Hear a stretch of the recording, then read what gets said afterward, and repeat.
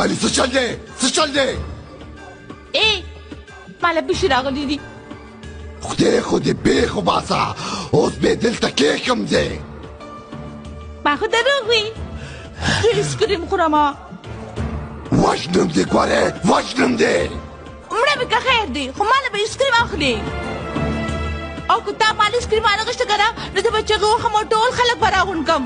او ورته به ویم ډاکو صاحب ما نه ایسکریم نه اخلي که نه